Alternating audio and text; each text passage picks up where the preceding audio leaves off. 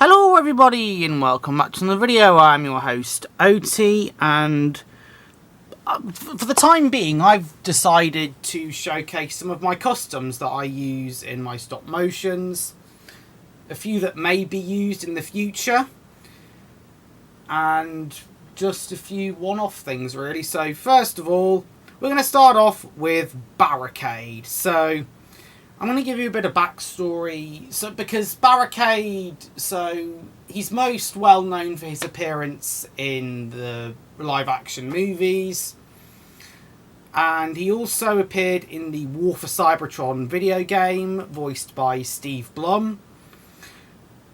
And that flickering light is the sun because my curtains are closed.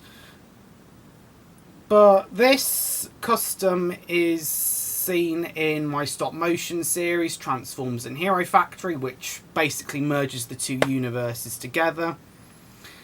And Barricade is this, so it's a relatively new chassis, because I did a whole mini-sode where I decided to give him a new look, because the Gamer Edition was just awful.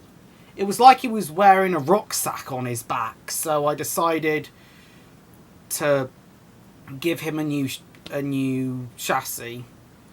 So as you can see here, I've drawn inspiration from looks-wise from War for Cybertron. I've also tried to do the pose as well, which hasn't been very good. I was undecided about the helmet because, as you can see, it's Breeze 2.0's visor with Evo 2.0's helmet. Because in that toy line you could mix and match.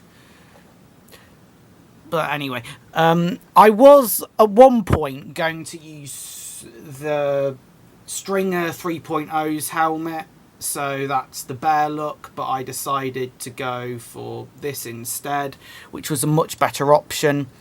I've also replicated his the things on his back, and then I've given him obviously his shoulder pads. See, I think this was a pretty good look. I've also given him some weapons as well. So this was inspired by the movie. So I've given him a saw that extends, or that's meant to extend out, and folds up like so. Not the best of... yeah, that's not the best look. And because in the show his original twin weapon was from the weaponizer for Bumblebee, which I got years ago, and I still kept the gun that came with it.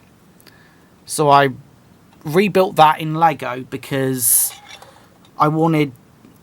because it wouldn't fit the hands from the Hero Factory figure, I decided to replicate it with the parts that I've got. I think the best thing about that episode is, I'm going to say it's a teaser for things to come. So now let's transform him into his vehicular mode. So here he is in his vehicular form.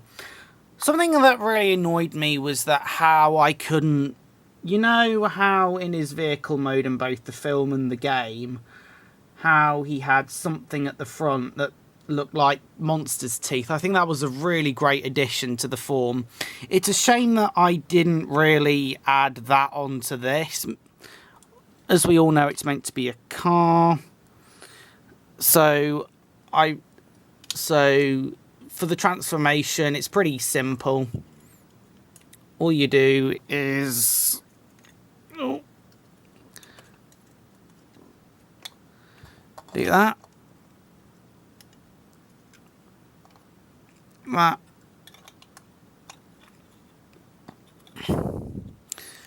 One thing I can give this is how it hides the head.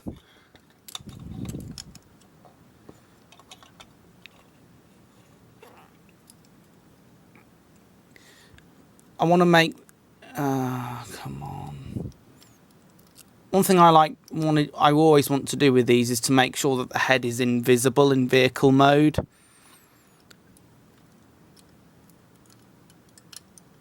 And there we have it. There's old Barry.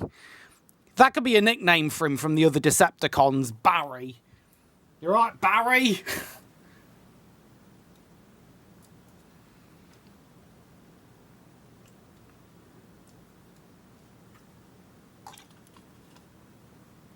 So there we go.